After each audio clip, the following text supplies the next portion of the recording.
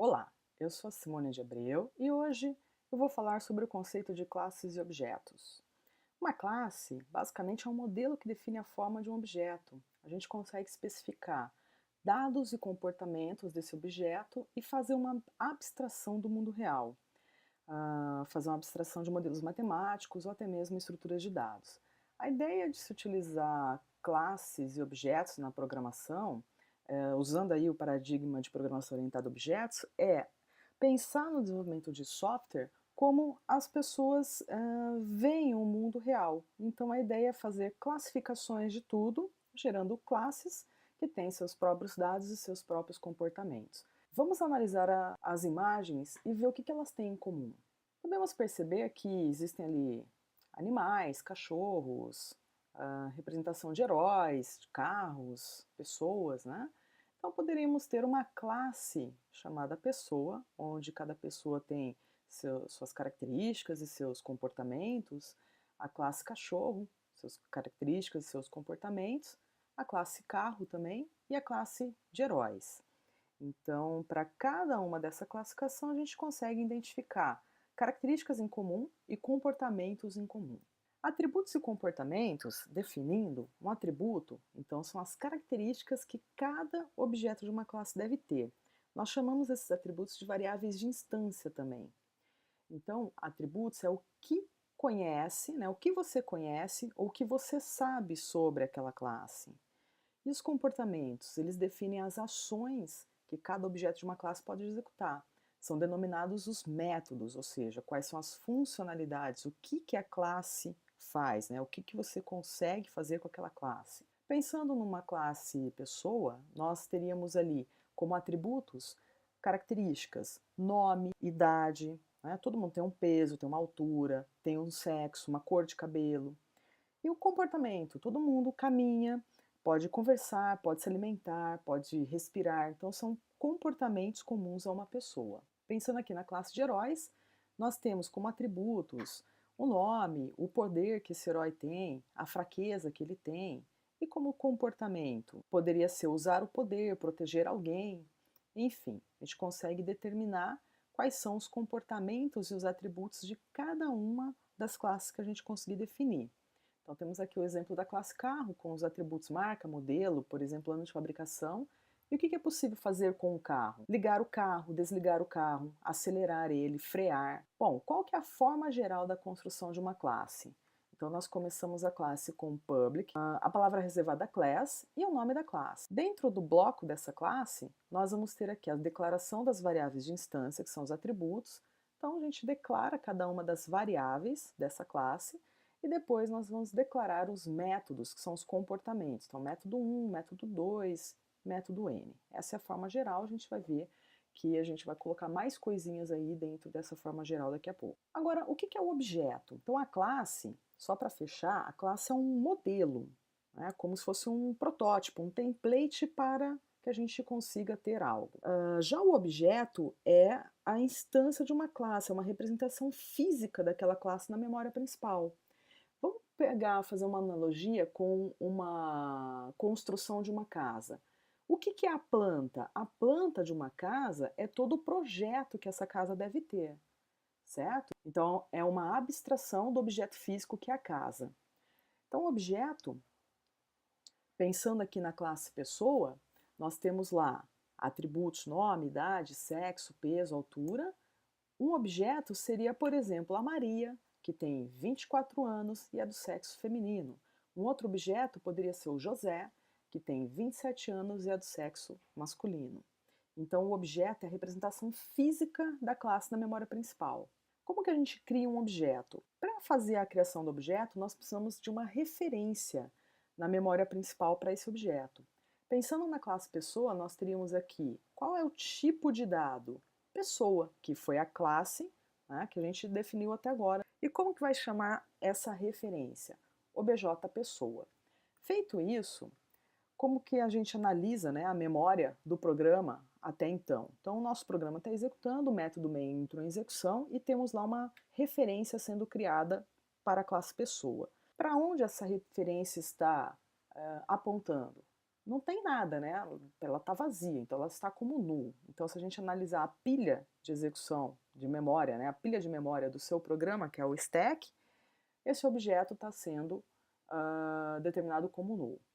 No momento que a gente chama o construtor da classe, usando aí o operador new, fazendo da seguinte forma, a referência objeto pessoa igual a new pessoa, chamando aqui o construtor, o que vai acontecer? Lá na pilha de memória do seu programa, esse objeto passa a referenciar um espaço de memória. Onde que vai ser esse espaço de memória? Na memória heap, que é a memória que vai estar disponível para todo o computador. Então, nós temos ali uma referência para um outro espaço de memória, onde eu vou ter lá as características, né, os atributos nome, idade e o sexo da pessoa. Vamos falar um pouquinho mais dos construtores. Um construtor, então, a gente já viu ali atrás, que ele é responsável por criar os objetos por meio do operador new. Então, se eu definir aqui objeto pessoa do tipo pessoa igual a new pessoa, esse pessoa abriu, fechou parênteses aqui, é o construtor da classe.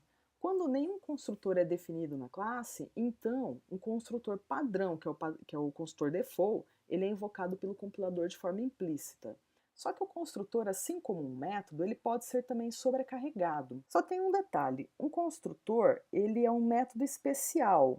Por quê? Porque ele não tem indicação de tipo de retorno. Se a gente olhar aqui, ó, a criação do construtor, não tem nem mesmo um void. Na classe pessoa, como é que a gente pode sobrecarregar um construtor? Então, eu posso definir aqui um construtor pessoa, public pessoa, e como parâmetros, ela pode receber ali um, dois, três atributos, ou todos os atributos que essa classe possui.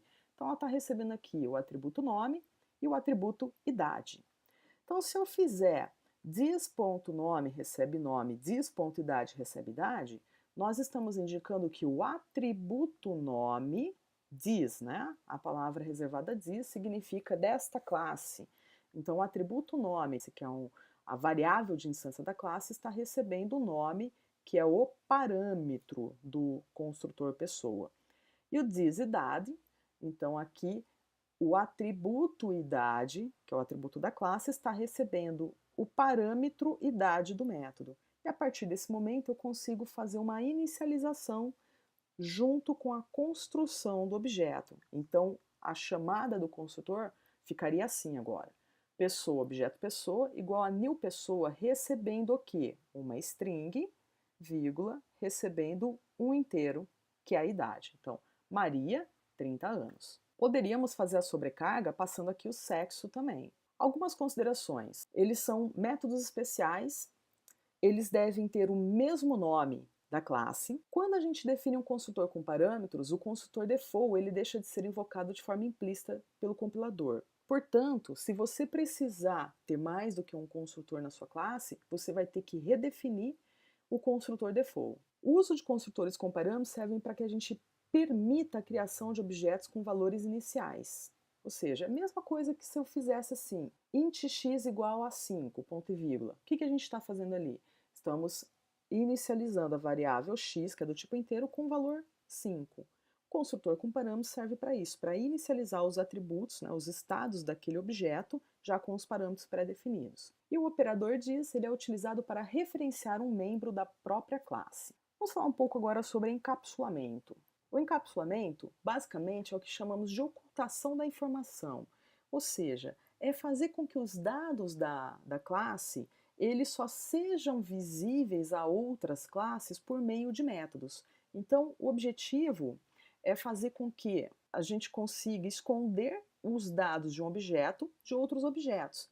E aí, somente através de método, a gente consegue fazer o acesso direto. E aí, usando um outro conceito da programação orientada a objetos, que é a comunicação entre os objetos deve ser feita pela troca de mensagens. Então, se a gente esconde os dados daquela classe, né, que serão os dados do objeto, os estados daquele objeto, então a gente tem que ter um meio de que aqueles dados possam ser visíveis de alguma forma. Então, basicamente, o encapsulamento é esconder os atributos da classe, e para isso nós vamos usar a palavra reservada private. Bom, para isso, nós precisamos deixar os métodos da classe visíveis, como public, fazendo aí uma interface de acesso para os atributos. Então, se a gente analisar essa imagem, aqui no centro, nós temos os atributos que estão encapsulados, escondidos, e eles só têm visualização externamente através de métodos públicos. Então, a comunicação será feita pelos métodos públicos da classe. E quem são esses métodos? Nós chamamos esses métodos de getters e setters. Então, ao definir o atributo como private, teríamos que ter métodos públicos para configurar o valor do atributo. Então, nós temos o set atributo e o get atributo. O set atributo é um método que vai ser responsável por estabelecer o valor no atributo, ele vai setar, ele vai atribuir valor ao atributo. E o get atributo é o método que vai resgatar o valor. Você vai lá no estado, né, daquele objeto, pega o dado que tem lá e retorna esse dado. Então, só para ficar claro, para cada atributo da classe a gente vai ter, por enquanto, um set e um get. Um set para estabelecer valor e um get para pegar valor. E como é que a gente constrói esses gets e sets? Vamos começar pelo set. Todo set vai ser void, porque não retorna nada. O nome sempre vai ser set, o nome do atributo. Ele sempre vai receber um valor que é do tipo do atributo.